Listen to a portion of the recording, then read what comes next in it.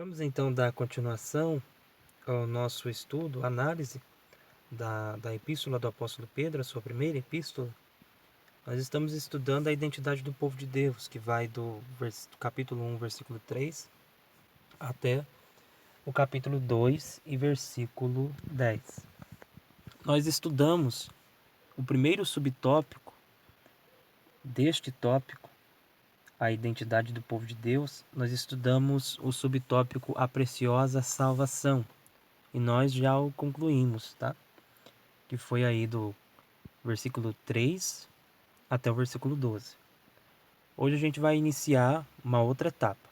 Nós vamos estudar mais um subtópico, uma nova forma de vida, subtópico B, que vai ser dos versículos 13 até o versículo 25, ou seja, até o término deste capítulo 1. Mas eu achei por bem dividir essa aula em duas partes, para que não ficasse um vídeo muito extenso. Então nós vamos estudar do versículo 13 até o versículo 19. Então eu quero iniciar aqui com vocês no versículo 13, mas antes quero ressaltar que a versão que estarei usando hoje é a versão ARA. Por quê? Porque ela é mais simples e passa melhor a ideia que o escritor está dando no texto, tá bom? Justamente por isso que eu estou mudando a versão. Mas vamos então ao estudo em si.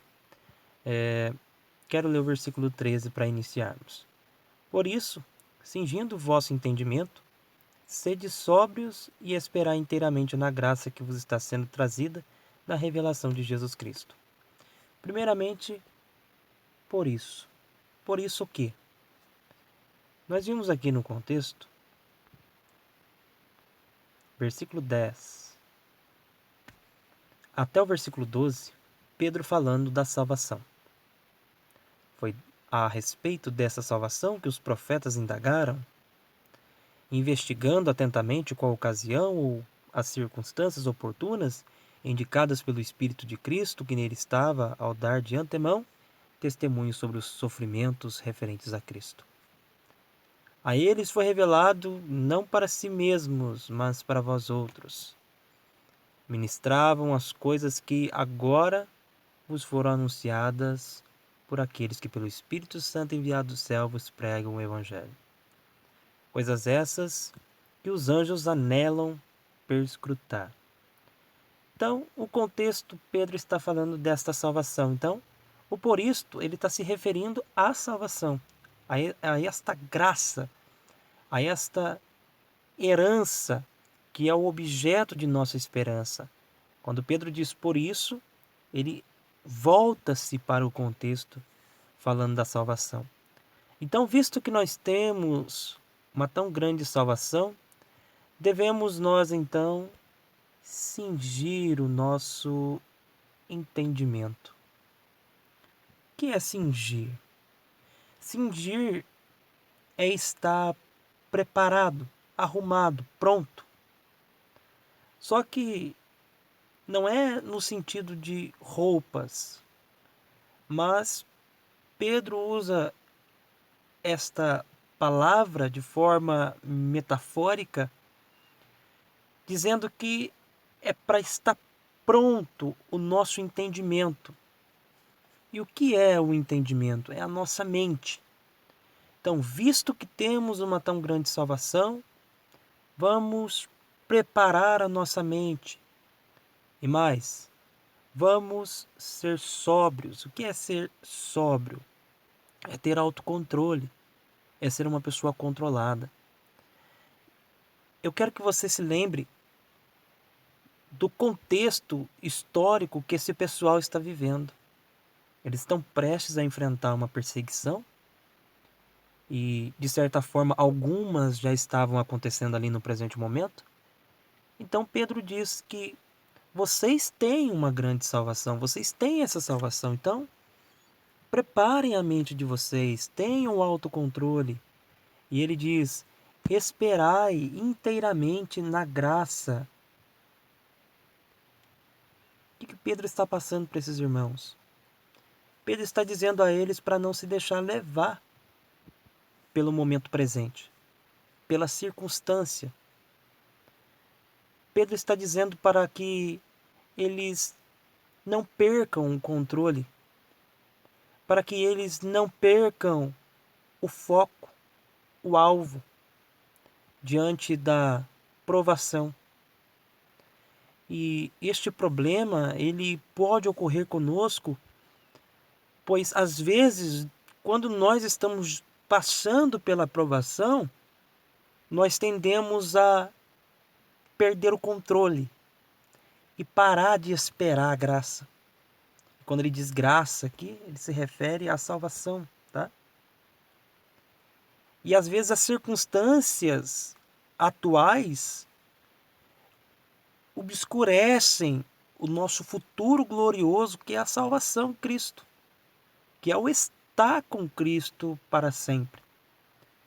Eu quero te lembrar porque que Pedro está falando para eles manter o controle, porque se nós formos observar o contexto que nós já estudamos, que nós já passamos por ele, você vai se lembrar que Pedro ele fala da necessidade da aprovação. Só que essa aprovação ela é por um breve tempo, ou seja, ela dura pouco tempo. Enquanto que a salvação ela é eterna, que dura para sempre. Ela é imperecível, conforme nós já estudamos. Ela não murcha, ela não se corrompe, ela não se acaba. Por isso que Pedro ele está enfatizando para os irmãos em Cristo a não perderem o controle diante da situação, não perderem o foco, não perderem o objetivo da fé, que é a salvação, e que está sendo trazida para nós na volta de Cristo Jesus. É isso que se refere à revelação de Jesus Cristo. Então, precisamos, visto que temos uma tão grande salvação, é a palavrinha por isso, estar preparado, estar pronto, preparar a nossa mente, estar com a mente pronta, ser controlados e manter os olhos no alvo. Então não importa a circunstância que você está vivendo, a circunstância que você está passando, o mesmo conselho que Pedro deu nessa carta eu dou para você. Não perca o controle. Não se deixe dominar pelas ações externas. Permita que o seu interno, aonde habita o Espírito de Deus, controle você. Deixe Cristo guiar os teus passos no momento de provação. Quero lembrar a vocês onde está a vitória destes crentes diante da provação. Eu tenho falado com vocês em aulas anteriores e mostrei para vocês o segredo da vitória deles. E eu quero novamente aqui ressaltar com vocês. Eles amavam, eles criam, eles se alegravam. Então, diante da provação, não perca o controle, mas ame a Cristo. Creia em Cristo. Se alegre em Cristo. Deixa Ele conduzir você. Concluído então o versículo 13, quero ler o versículo 14. Como filhos da obediência, não vos amoldeis às paixões que tinhais anteriormente na vossa ignorância. Segundo as Escrituras, anterior à nossa salvação, ou à nossa escolha por Cristo, quando eu falo escolha, me refiro a Cristo nos escolhendo, não a nós o escolhendo, pois a Bíblia claramente expressa que foi Ele quem nos escolheu. Antes desta escolha, nós éramos conhecidos como filhos da desobediência, filhos das trevas. Em Cristo, passamos a ter uma oportunidade de nos tornarmos filhos de Deus. E Pedro mostra para nós que tipo de filhos que devemos ser, e ele usa o exemplo de filhos obedientes. Ele diz para nós sermos como um filho obediente a seu pai. E se nós somos filhos de Deus, então logo temos por pai. E o que Deus espera de nós é que nós sejamos filhos obedientes. Não filhos da desobediência, pois este é o passado. Esta é a antiga vida. Esse filho da obediência é a velha criatura. Mas em Cristo renascemos. E em Cristo adquirimos uma viva esperança. Então, Pedro diz: sejam como filhos obedientes. E em seguida ele diz: não vos amoldeis às paixões que tinhais anteriormente na vossa ignorância. Quando ele fala essa palavra amoldeis, ela tem o mesmo significado. Esta palavra também aparece lá em Romanos, capítulo 12, versículo 1 e 2. Esta palavrinha aqui tem o mesmo significado de lá. E esta palavra, ela traz um significado que é interessante. Amoldeis é no sentido de tomar forma. É como se você derramasse a massa de um bolo numa forma quadrada. Aquele bolo, depois de assado, vai sair quadrado. Ou numa forma em formato de coração, e depois aquele bolo vai sair no formato de coração, ou em qualquer outro formato que é a forma que você vai utilizar para fazer o seu bolo. Exatamente como for a forma, exatamente o bolo vai sair. O que Pedro está dizendo é que agora que somos filhos, devemos ser filhos obedientes e não mais tomar a forma das paixões. Em outras palavras, como a velha criatura morreu, como a nova criatura ressurgiu, não podemos mais tomar a forma do mundo. Não podemos mais tomar a forma que outrora nós tínhamos. Porque nós fomos comprados, nós fomos resgatados, libertos e feitos filhos de Deus. Então, como um filho obediente ao Pai, sejamos nós também como filhos obedientes a Deus. Filhos obedientes a Deus. Filhos que não mais se portam como o mundo, que ajam como o mundo, que agem como o mundo, que se mistura com o mundo novamente. Não.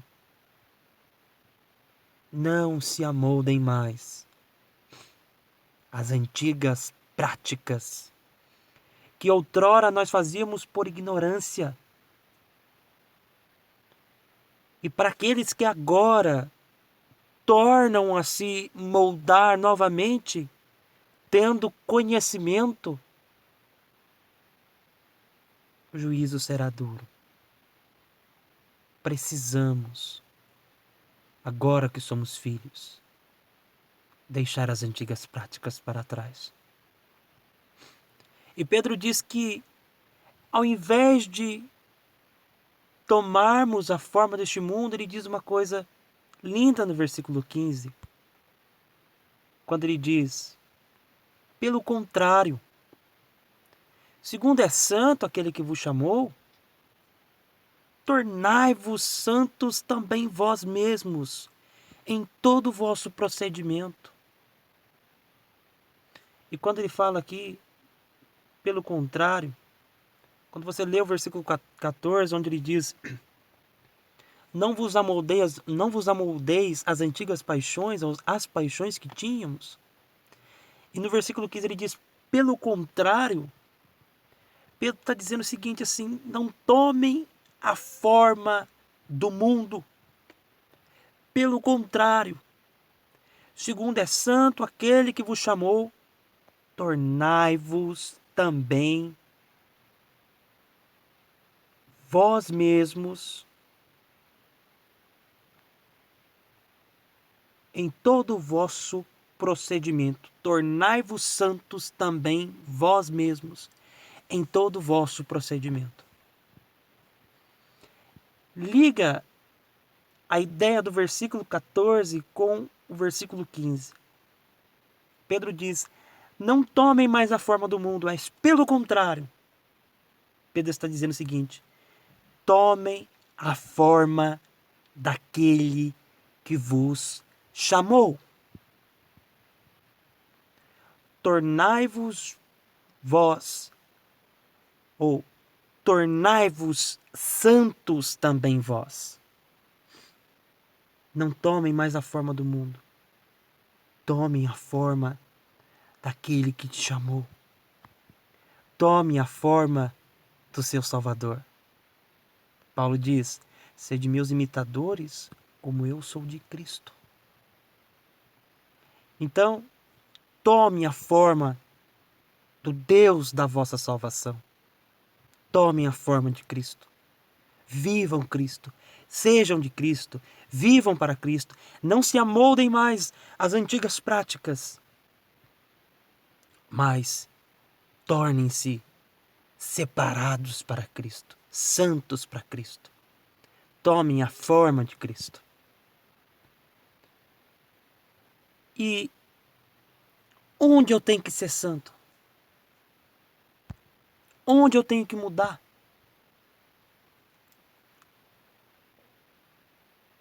Onde? Em que aspecto? Em que área? Pedro diz: em todo o vosso procedimento. Em todas as suas ações, seja separado do mundo. Não tome mais a forma do mundo, mas, pelo contrário, seja santo. Torne-se santo.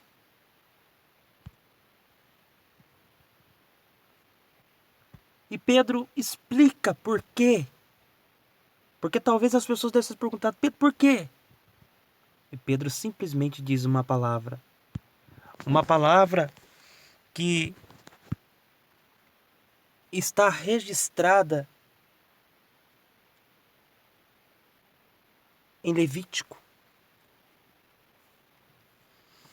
que diz: porque escrito está, sede santos, porque eu sou santo. Então, Pedro está nos alertando a este respeito. Visto que agora temos um Pai e que nós somos seus filhos, sejamos então obedientes e procuremos tomar a forma deste Pai. Pois assim como nosso Pai é santo, devemos nós, como filhos, ser santos igual ao Pai. Por quê? Porque simplesmente está escrito: Ele é santo. Então, devemos também ser santos. Pedro continua no versículo 17, quando ele diz: ora, se invocais como Pai aquele que sem acepção de pessoas julga segundo as obras de cada um, portai-vos com temor durante o tempo da vossa peregrinação. Então Pedro está dizendo: ora, já que nós invocamos, chamamos a Deus como nosso Pai e nos apresentamos como seu Filho, a este Deus que Ele não faz acepção de pessoas e julga por meio das obras. Ora, se Ele é nosso Pai e nós somos seus filhos, e sabemos que Ele julga cada um, mesmo sendo seu filho, devemos então agir com temor, E não é temor de ter medo. Já que somos filhos de Deus, Pedro diz, então sejamos filhos obedientes. E filho obediente tem temor pelo pai. Ou seja, ele respeita o pai. Ele tem reverência pelo pai. Ele escuta o pai. Ele obedece ao pai. Porque ele é um filho que teme. E Pedro diz, por quanto tempo devemos nos portar com temor? Ele diz, durante o tempo da vossa peregrinação. Então, a partir do momento em que você se torna filho, deste momento até o seu último suspiro, seja um filho temente a Deus. E quando chega no versículo 18, leio. Sabendo que não foi mediante coisas corruptíveis, como prata ou ouro, que fostes resgatados do vosso fútil procedimento que vossos pais vos legaram. Pedro diz que estes crentes sabiam o preço que foi pago. Estes crentes sabiam que não foi com prata, sabiam que não foi com ouro, que eles foram libertados. E esta palavra resgatados traz a ideia de ser libertado por um preço.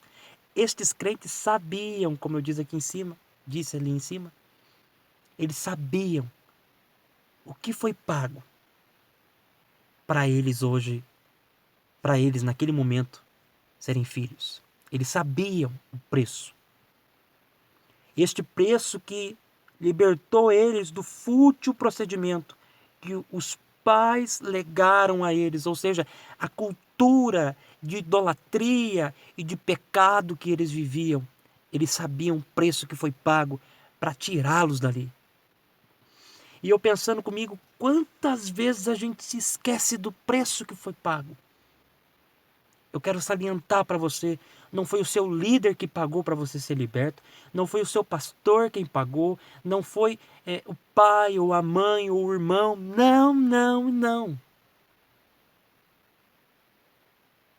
Foi unicamente Deus, enviando o que Ele tinha de melhor. Não foi prata que Ele usou, não foi ouro que Ele usou, para nos libertar. Foi o sangue de Cristo. Ele sabia um preço. Jamais esqueça você o preço. Sempre diante da perseguição, da afronta e da provação, lembre-se do preço. Precioso sangue, o sangue de Cristo. Quero reler o verso 18 juntamente com o 19 para vocês.